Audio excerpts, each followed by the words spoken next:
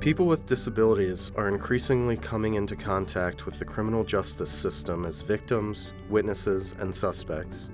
As law enforcement officers, you may have encountered someone with an intellectual disability, mental health issue, autism, or someone with a significant speech disability.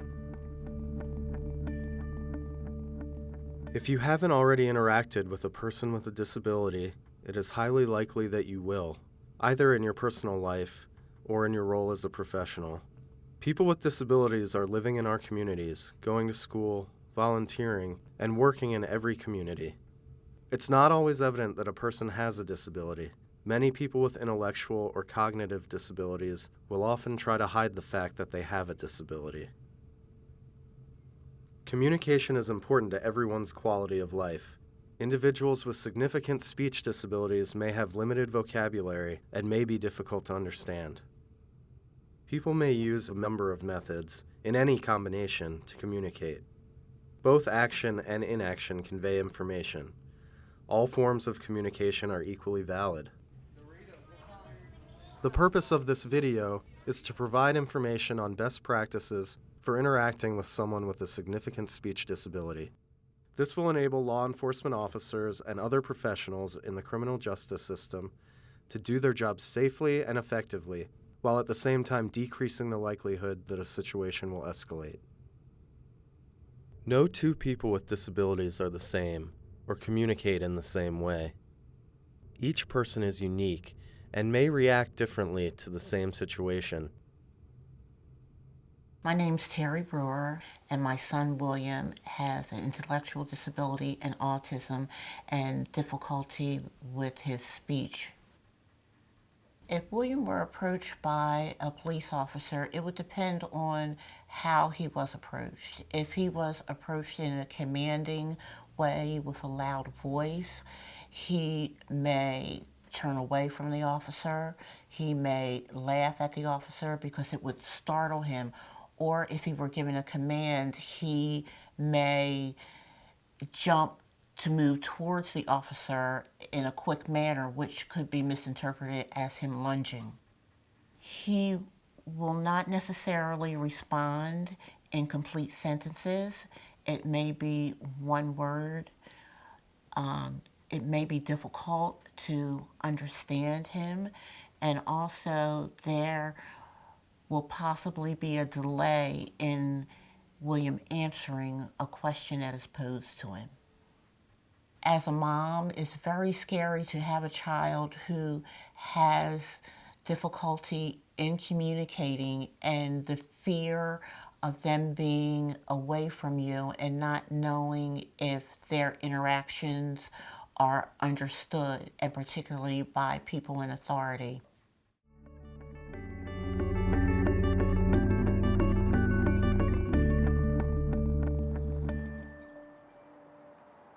And is anyone available to send out an email notification about the training? I can do that tomorrow. Great, thank you.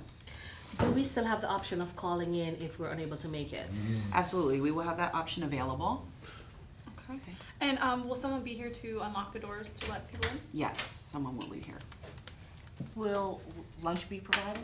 Yes, we have a local caterer that we will be using for lunch.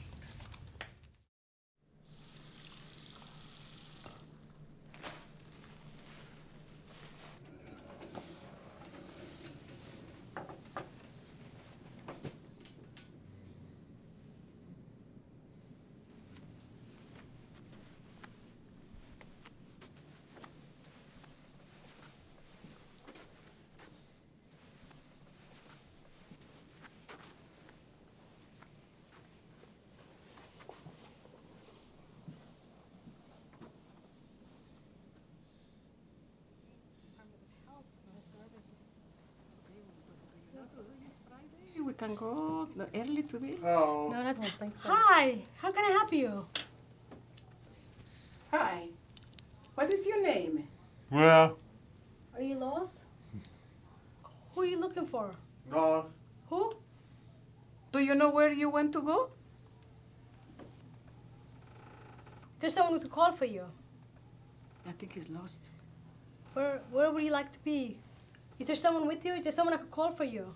I think there's something wrong. Are you looking for someone?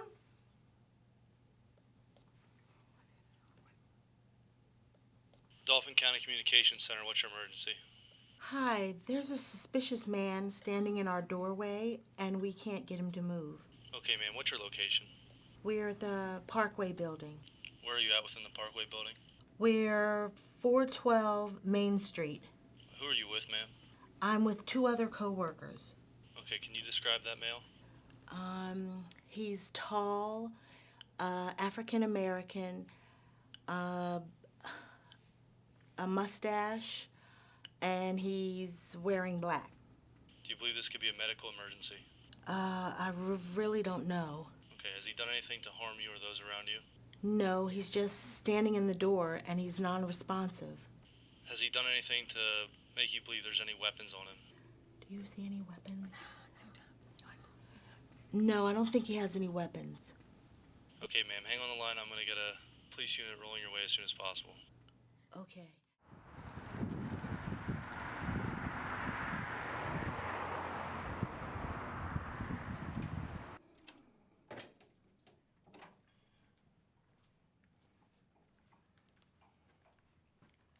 Sir, I'm gonna need you to come out here to the hallway with me. Sir, step on out. Come out here to the hallway with me. Keep your hands where I can see them.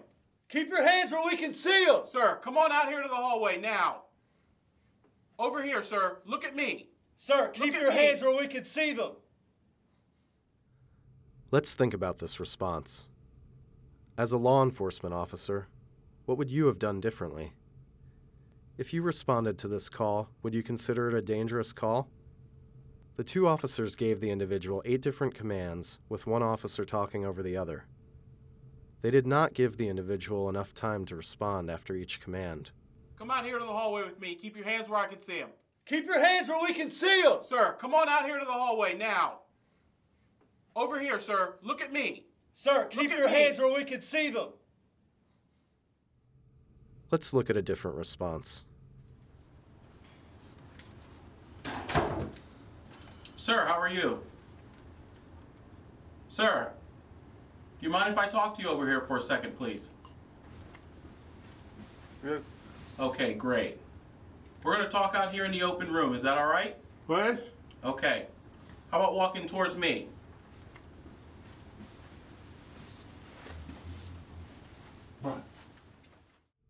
What was different in this response? Did you notice that only one officer spoke to the individual? Before asking the individual to walk towards him, the officer greeted the individual. Sir, how are you? The officer offered praise. Okay, great, as the individual began to walk towards him. The officers did not speak over one another.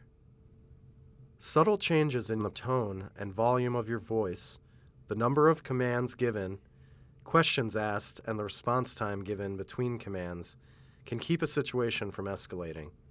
Are you here with anyone? Yes. Someone here with you? Yes. Where are they at right now? When encountering a victim, witness, or suspect with communication difficulties, consider the following tips. Clearly identify yourself, state your name and what you want. For example, my name is Officer Jones from the police department, and I'd like to ask you some questions. Use simple words. Avoid words that, although they sound alike, have different meanings. For example, the word wave could signify a greeting gesture, like hello or goodbye. It could also mean an ocean wave, or waving your rights. Avoid using abstract concepts. Use open-ended, non-leading questions in a straightforward manner. Ask only one question at a time. Wait for a response before asking another question. Let's look at a promising practice initiated by the Bucks County Department of Corrections. People with and without disabilities commit crimes. However, for people with disabilities, county jails are often seen as the only option because there are minimal resources available, such as assessment, treatment, or housing. Recognizing the unique needs of people with disabilities, the Bucks County Department of Corrections created a successful cross-system interdisciplinary committee that addresses these issues. All right, so moving on to our next case will be Joey.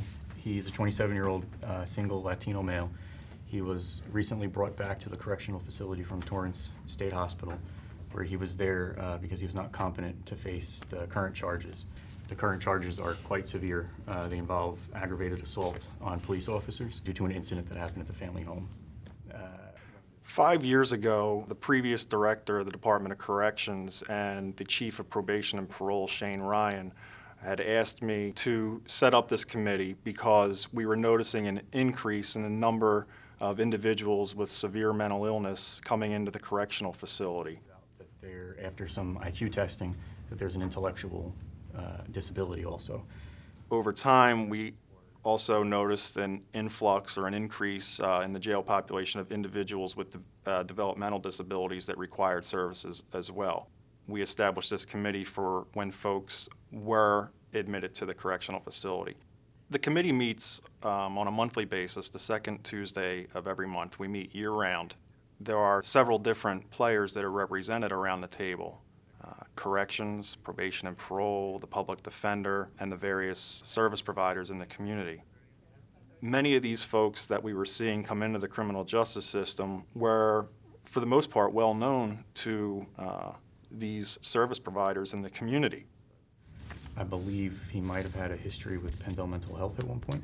He was with us for about 2 years as a juvenile. He was fairly compliant and then eventually just kind of stopped showing up. Eventually they had to discharge him for that. It was important for us to bring those providers to the table so that we can develop discharge plans for these folks. Bail's high, charges very, very serious, and he has nowhere to go. At this point, we're trying to figure out, we have some ideas, but we're kind of stuck with what to do with him now because he can't just sit in the jail and wait because he's never... When it came to police encountering individuals with severe mental illness and individuals with developmental disabilities in the community, the jail became the path of least resistance. There were long waits in emergency rooms. Sometimes those folks didn't meet the criteria for an involuntary hospitalization and the like. So the next best thing in their mind was to charge them with petty crimes and send them to the correctional facility so they can clear the call. It was almost like there was this attitude of out of sight, out of mind. But we, the Department of Corrections, wanted to convey that this is not a corrections problem. This is a community problem. This is, in some cases, can be a public safety problem because the reality is these individuals are not going to remain in our system indefinitely. And we are not, for all intents and purposes, a therapeutic milieu. Even on medication and compliant, he has not improved at all. The only thing really that has improved is a decrease in the hallucinations and the aggression, but because of the low IQ, he has still no understanding of what happened that night and the charges. One of the biggest challenges we faced was a lack of residential treatment, community residential rehab settings. Housing is a huge issue for our population. Many of the folks that we work with have been alienated by their families, have extremely limited resources in the community in terms of positive social supports and the like. So we struggle with trying to provide adequate services for the individuals that we work with here. Certainly, corrections motivation to serve these individuals, to get them out the door and back into a proper treatment setting may not be the motivation of the probation and parole department because the difficulties and the challenges of supervising these individuals in the community. We're all working very hard to decrease the likelihood that they come back to jail. The SPMI, or Severe and Persistent Mental Illness Committee, is an excellent example of how the Department of Corrections, working in collaboration with community behavioral health, drug and alcohol, and other community organizations, addresses the challenges faced by inmates with intellectual and developmental disabilities. For additional information, please contact the Institute on Disabilities at Temple University.